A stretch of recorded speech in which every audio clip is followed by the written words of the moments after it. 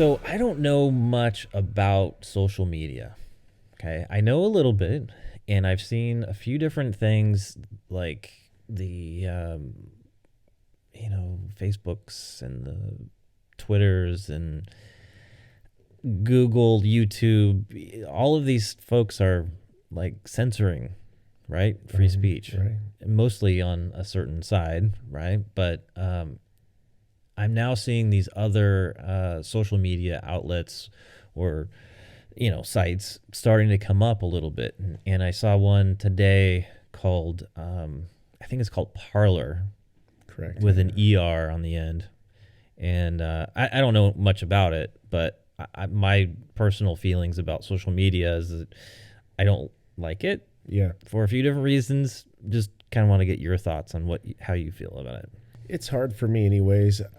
I feel older, I guess, than I am, but when it comes to technology, it took several years for me to even get on Facebook, and people asking me to, and I finally did, but I'm not on anything else, so I don't have a whole lot to compare to, but I do know Facebook, even some of the things that I had, I post hardly anything. I might comment on other people's things and like things, but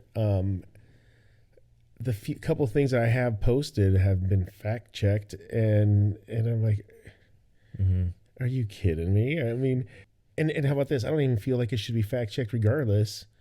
If I want to go out there and say some BS, I should be able to say some BS. I mean, everybody else gets to, it seems. At least there, it seems that, I'm not going to have that issue. I'm going to post what I want, if you will. Yeah, well, they said that backlash. They said that it's a much more free speech oriented platform, right? And which is why it kind of got me interested in looking into it. I haven't created an account for it. Heck, maybe we'll do one for the show, huh? That'd be great. So maybe look for us on Parler. Yeah, that'd be super. But for me, social media is something that drives me crazy in that it has changed. I think that it's impacted human behavior. Okay, so the way I look at social media is that whenever you post on social media, you've got some sort of set of followers, right? You're blasting it to either those followers or you're blasting it to those followers and the rest of the world, right? And so you've got this platform that I imagine being in like a stadium, right? With a microphone and a podium, and you walk up to the podium and you just belt out whatever it is on your mind, whatever picture or video that you want to post. You're doing it in front of all of those people, right?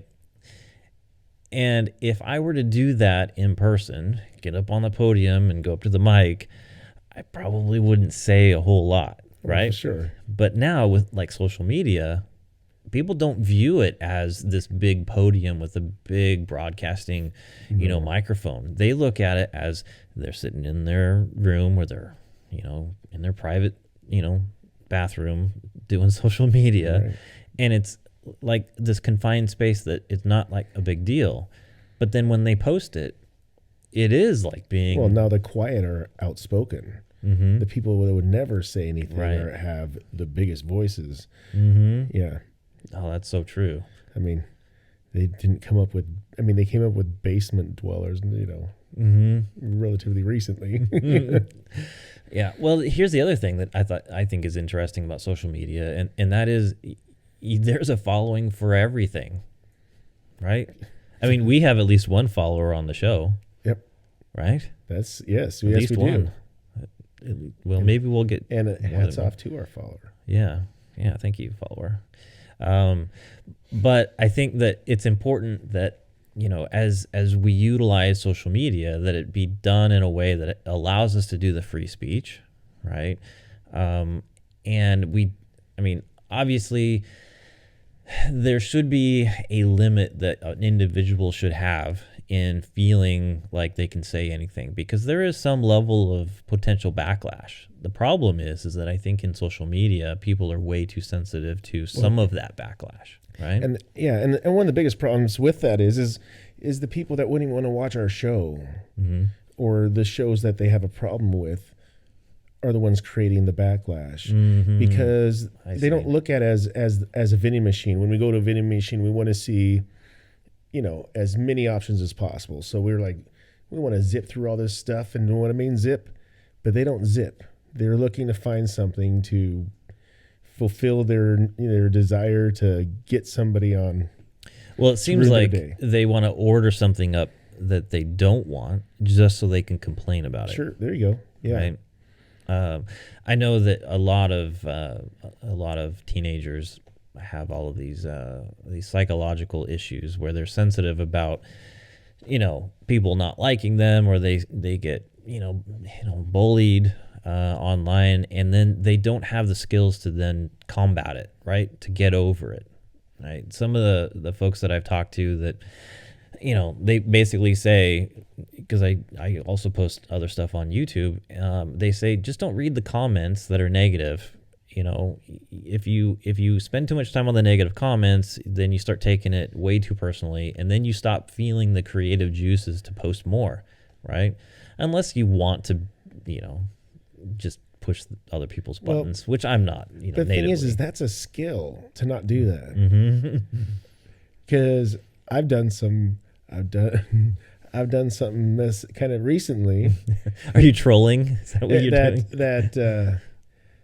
that was a little bit rude. I'll say rude. And so, how about this? I know there's something on my Facebook that people are saying, "What kind of asshole are you to say that?" Uh-huh. And so, guess what? I am very good at.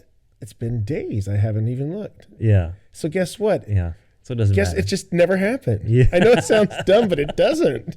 What do I care? The only time I care is if it's like, I'm like, Mm-hmm. they're here. Yeah, they're here to collect you. No, but Well, So a while back, I was posting stuff on my coaching channel, and I was I'm passionate about track and field. I love the javelin. I've learned different things from different coaches, from working with thousands of different athletes, and trying to figure out how best to communicate what I believe is good form, right? So I post these videos on YouTube, and I get one of these coaches that I used to have a lot of respect for, and he just started trashing me in the comment area, and I started getting really offended. Like, how can you? I mean, this is sort of, it's not my livelihood, right? But it's something that I'm passionate about, that I care about, that I make money on the site doing, and he ripped into me so bad and did it in a public forum, and then basically said, and I can't believe that, I don't remember his exact words. He says, I can't believe people pay you professionally to coach. I mean, it was something along those lines, and I was just like, I felt horrible about it. I ended up sending him an email. I didn't post comments back to him because I didn't want, in a public space, for him to become, I didn't want him to have any backlash, right? Right. And so I sent him an email privately, but the thing is that I was so offended and concerned about it, then I became hypersensitive to seeing any negative comments or someone giving me a thumbs down on a video that I thought, that's a pretty good video. And then other people are like, hey, you suck. Or it's like, I had to figure out how to develop some sort of like thick skin. And who knows, maybe our podcast people are going to be complaining about, because we talk a little bit more right leaning, and people hate that.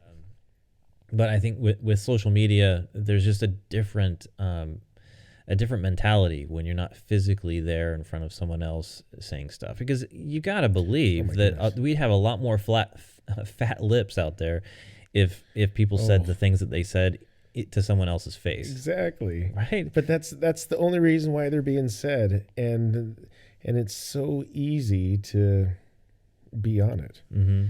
But it's amazing how many things someone will retweet, right? Or a group of people will retweet, and then the person who had the original tweet will realize or get called out for it not being truthful, and then so they'll recant it or they'll clarify it, and then that one gets like a sixth of the retweets that the original tweet had.